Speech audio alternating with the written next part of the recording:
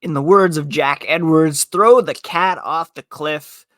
This time, the bear came back as the Boston Bruins completed a comeback victory last night over the Florida Panthers, a character win, as described by head coach Jim Montgomery. We're going to talk about how they did it, the implications of this win, and Danton Heinen officially signed, all on a fresh episode of Locked On Boston Bruins. You're Locked On Bruins, your daily podcast on the Boston Bruins. Part of the Locked On Podcast Network, your team every day.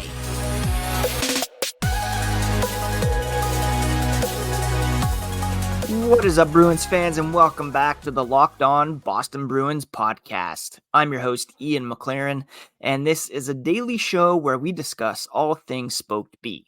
Today is Tuesday, October 31st. Woo, happy Halloween! And I want to thank you so much for making Locked On Bruins part of your day. Free and available on your favorite podcast app and on YouTube.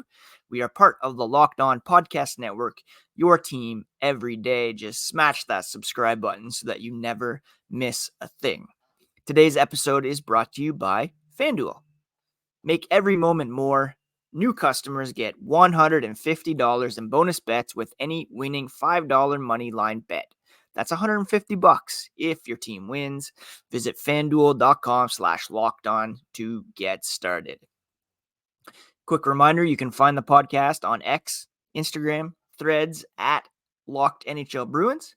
You can find me, my hockey thoughts, dad jokes at Ian C. McLaren.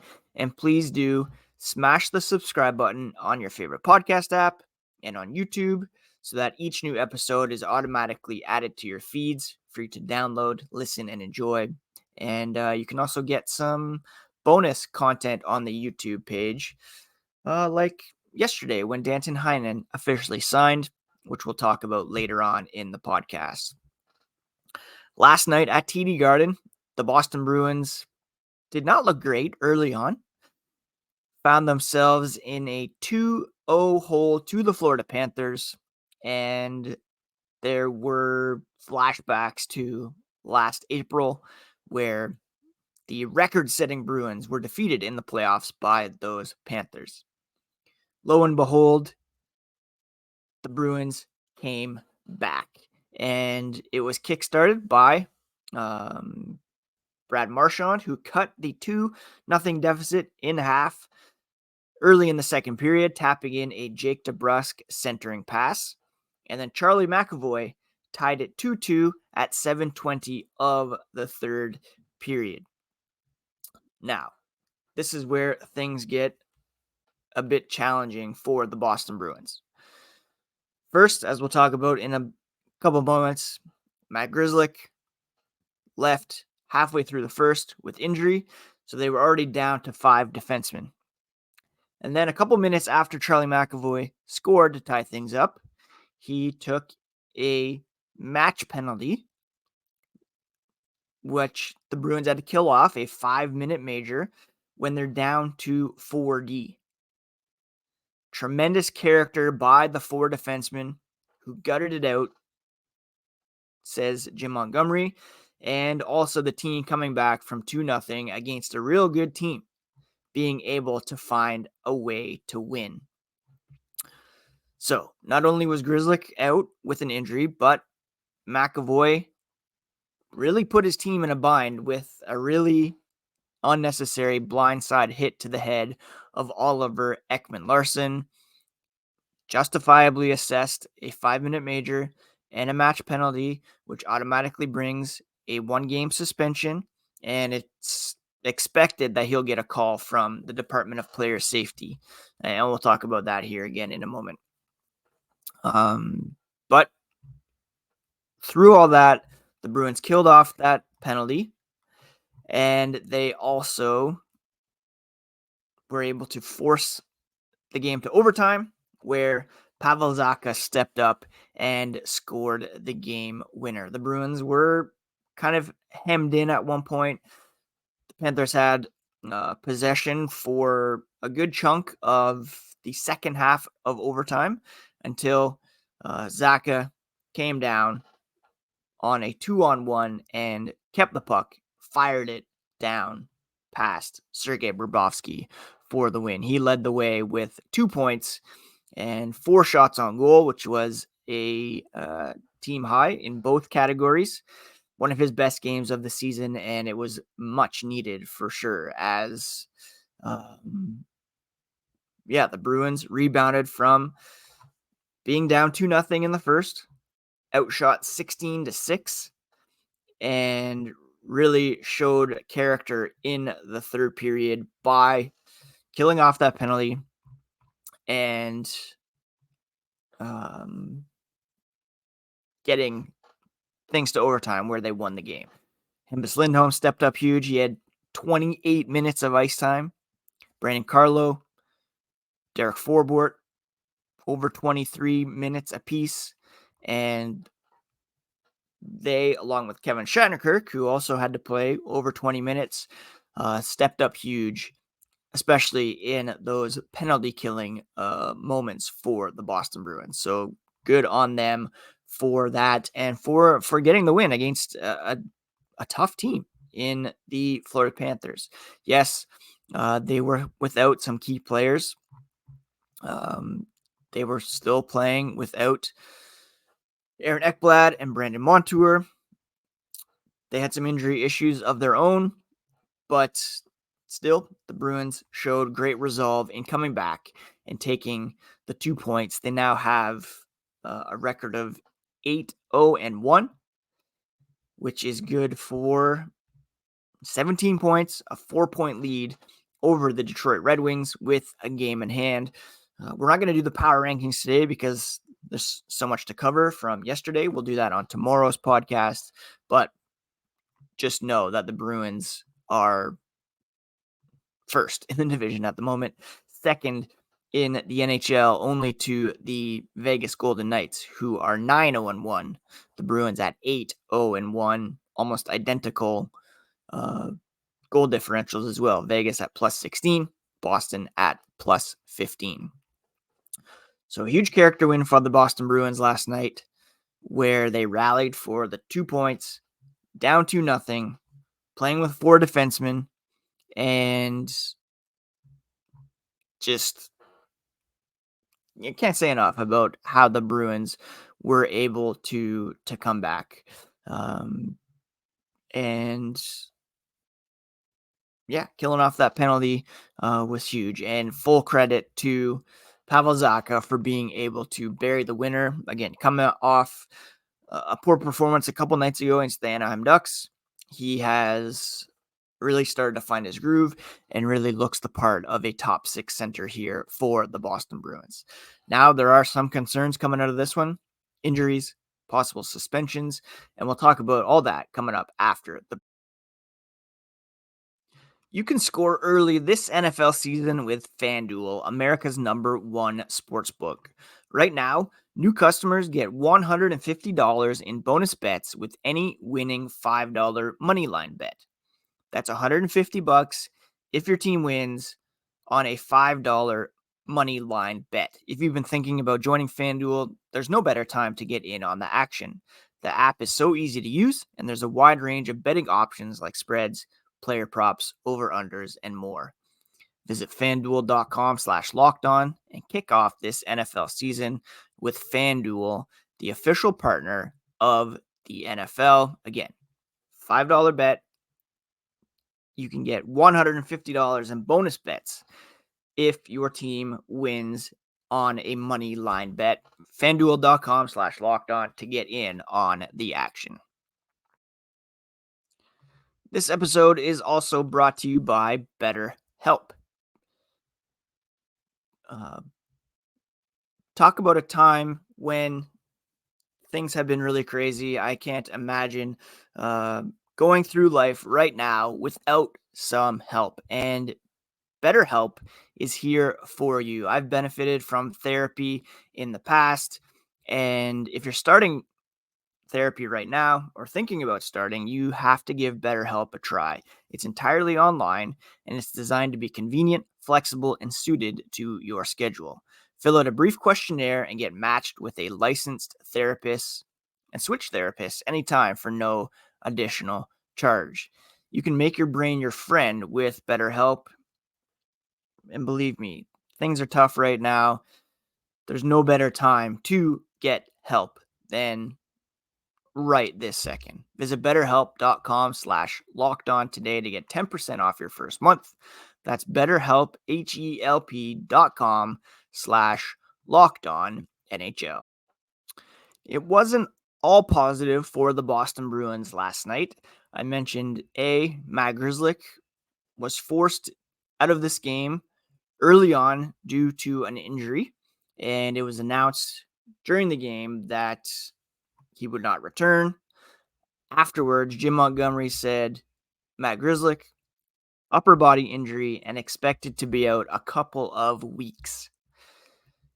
On top of that, Charlie McAvoy was assessed that match penalty for the blindside, very dangerous play on Oliver Ekman-Larsson, and he, because of the match penalty, is suspended at least one game pending an NHL review, and that will likely be even more. We saw Connor Clifton in Buffalo get suspended over the weekend for a couple games on a similar looking hit.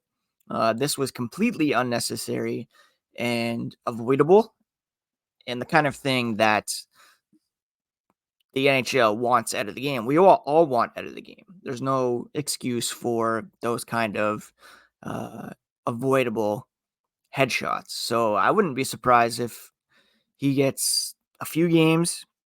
We'll see what the nature of the hearing is. If it's an in-person hearing, that usually signals 5+.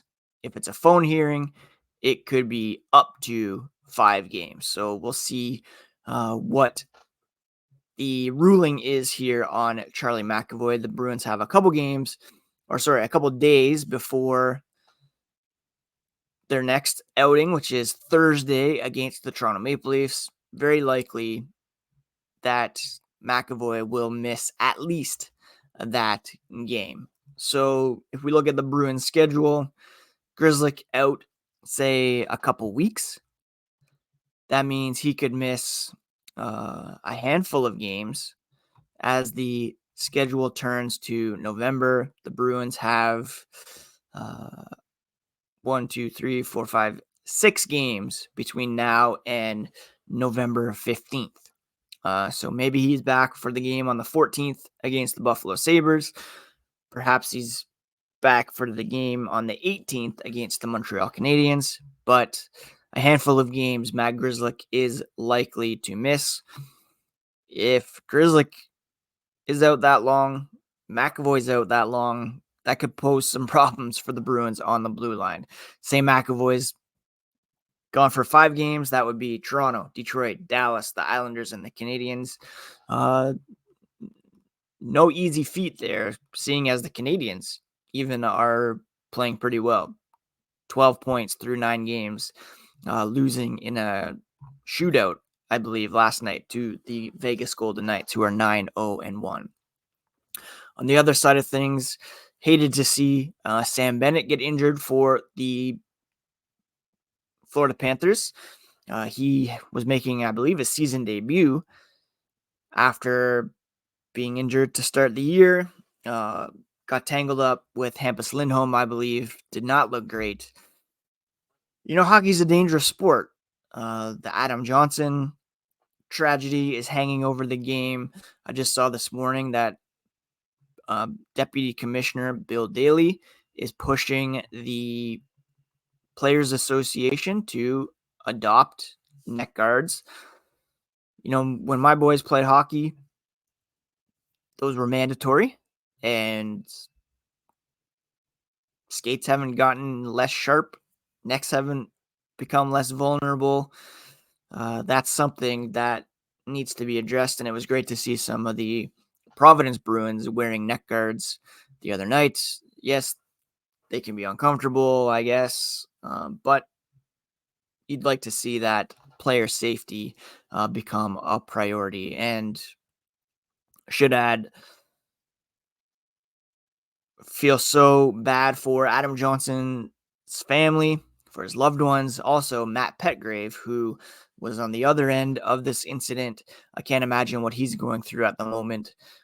So anything we can do to keep the game safe, I think should be adopted. And that includes eliminating the kinds of hits that Charlie McAvoy leveled on OEL. And I fully support a suspension for him, despite the fact that it will, of course, hurt the Bruins here in the short term. But I honestly don't know what he was thinking on that play, and wouldn't be surprised if he gets,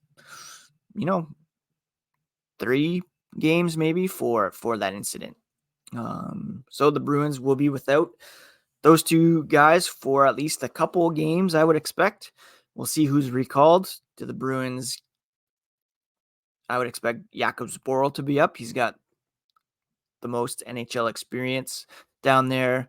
Perhaps we see Ian Mitchell recalled. Heck, maybe we see Mason Lohrei make his Boston Bruins debut here in the coming weeks, or coming days, I should say. So look out for those suspension updates, injury updates, and when some news comes down, I'll be sure to pop up a YouTube short talking about a suspension for Charlie McAvoy. Heino is officially back. We'll talk about his signing and his impact in last night's game here coming up after. A new hockey season brings all sorts of possibilities. David Pastrnak could score 60 again. Matt Poitras could be the Calder Trophy winner, and you can win big by playing fantasy hockey on Sleeper, the official daily fantasy app of Locked On NHL Network. Sleeper is the #1 choice for daily fantasy sports, and with Sleeper, you can win 100 times your cash in daily fantasy hockey contests. To win 100 times bet on Sleeper, you need to correctly predict the outcome of 8 player stats. So pick on more or less with goals, assists, saves, plus minus in a given game, and you can win up to 100 times your bet. Use promo code LOCKEDONNHL and you'll get up to a $100 match on your first deposit. Terms and conditions apply. That's Locked On NHL. See Sleeper's terms of use for details and locational availability. Prior to yesterday's game against the Florida Panthers, the Boston Bruins officially signed Danton Heinen to a 1-year, $775,000 contract for the balance of the regular season. He made his Bruins re-debut last night against the Panthers, played 9 minutes, and recorded a +1 with 2 shots on goal. And more noteworthy was the fact that he was deployed as a defender in overtime. Pavel Zacha's goal was unassisted, but Heinen was out there as the third skater. He was not a member of the Bruins under Jim Montgomery, but Montgomery is familiar with him from the college days, and he knows that he is kind of a jack of all trades. So while Heinen didn't pop in terms of goal or an assist last night, he did have the 2 shots. He played a pretty responsible game and was trusted as a defender in overtime, and it paid off as Pavel Zacha was able to score the game winner. When everybody's healthy, I would expect Heinen to be, in the mix as in the bottom 6. Milan Lucic, Jacob Lauko, rotating in and out on the 4th line as well, with Oscar Steen being sent back down once everybody is healthy. He only played 4 minutes last night and had 1 hit, 0 shots on goal. So Steen had 4 minutes, Beecher 8 minutes, 9 minutes for Danton Heinen, and those guys, didn't really get a ton of action last night, and I would expect Steen will be sent back once Lauko and Lucic are healthy. Now, today is decision day for Matt Poitras. He's played 9 games for the Boston Bruins. And once he plays his 10th game, he is locked in for the season, or his contract is at the very least. They could still send him back to junior. He's still junior eligible, but his entry-level contract will not slide. The Bruins will burn a year of his entry-level contract. Now, so far, 3 goals, 2 assists, 5 points in 9 games. He's on pace for 27 goals, 18 assists, 46 points, which would be kind of a flip from last year where he had like 4 times more assists than goals. He's averaging 15 minutes of ice time a game, 16 shots on goal so far. And like I've been saying, he has proven that he is up to the task so far at the NHL level. Now, do the Bruins have concerns about him hanging tough over an 82-game season? Do they not want to burn the first year of his entry-level contract? Those would be the only considerations, I think, in terms of sending him back. Kevin Paul Dupont of the Boston Globe saying he doesn't see it as a fait accompli that Poitras remains in Boston. There's an argument, good argument, he said, to be made both ways. I think the strong argument is for him to stay. He makes the team better. He has met every challenge that he's been faced with. He did have a turnover, I believe, that led to a Panthers goal last night, but that's going to happen. There will be some rookie mistakes along the way. But if they want to have the best possible team with what they have at their disposal, then you keep him up. He's not just one of their best young players, he's been one of their better players overall so far this season. The only argument I can see is not wanting to burn that year off his ELC and push back his RFA year to when he's 23 instead of 22. But all signs point to him staying, and he has certainly earned that at the moment based on how he's played so far this season. The only argument I can see for sending it back is it's a transition year. Their plan all along was to have him back in junior, to not have to burn that year off his ELC. Perhaps some concerns about him hitting a wall at some point, and then you're kind of stuck. But the Bruins need him in Boston in order to win hockey games. That's been clear. They're 8-0-1 with him in the lineup, and they can't afford to tumble and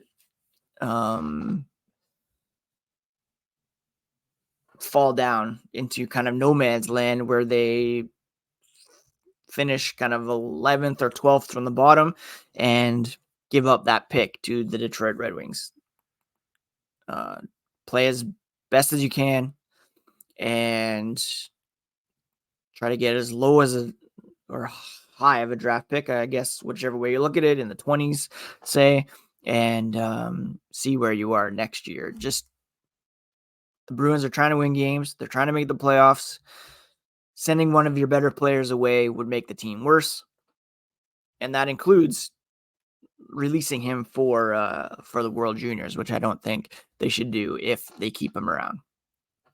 That's my 2 cents. We'll see if we get a decision here today. And if we do, I'll be sure to pop that up on the YouTube channel as well.